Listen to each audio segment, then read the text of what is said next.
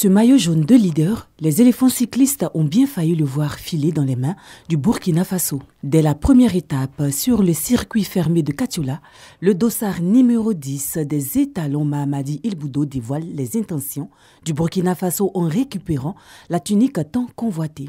Malgré la révolte sonnée par le jeune Andé Emmanuel, vainqueur d'étape sur le circuit fermé de Bouaké, deuxième étape de la compétition, le Burkina garde jalousement la main sur le maillot jaune. Il faudra attendre la troisième étape, course en ligne entre Bouaké et Sakassou, pour que les éléphants, 15 au total dans le peloton, sortent le grand jeu.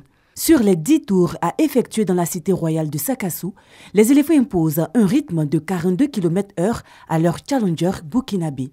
Résultat des courses, Abou Sanogo finit vainqueur de l'étape en 2h39 59 secondes quand Traoré Souleymane arrache le maillot jaune de leader au Burkina Faso. Être leader d'une course, avoir le maillot jaune, déjà je suis satisfait d'avoir porté le maillot jaune aujourd'hui. C'est pas facile mais il y a encore la pression. Dès lors, une rude concurrence s'engage entre Ivoiriens et Burkinabés.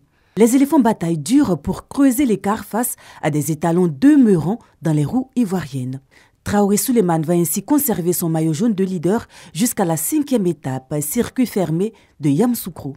Le coureur Juravois subit une poussette. Moi, c'est un grand garçon, c'est pas un enfant. C'est que vous dites, c'est pas menti. C'est pas fait exprès, moi-même. Je lui ai tout payé la pension, et puis elle est tombée. Le président du jury, n'ayant aucune preuve manifeste, rétrograde Souleymane Traoré. Bien en vue dans le peloton et déjà deuxième au général, Abou Sanogo hérite du maillot jaune de leader et doit faire face à la pression des étalons, 3 derrière lui au classement général. Le coach Hassan Yoboué et le DTN Drissa Fofana révisent les tactiques ivoiriennes. L'objectif étant de sécuriser Abou Sanogo, dernière chance des éléphants pour la conquête du maillot jaune. Coaching payant puisqu'à l'arrivée à Adzopé, dernière étape du tour, Abou Sanogo réussit à imposer sa roue. Dès les premiers jours à Katioula, toute la Côte d'Ivoire avait les yeux sur nous, en tête découragée, avec le conseil des parents, le conseil des coachs. Ils sont venus nous remonter le moral. Ils ont dit c'est pas encore fini, 1 minute c'est rien, c'est le vélo. Si vous décidez, vous pouvez.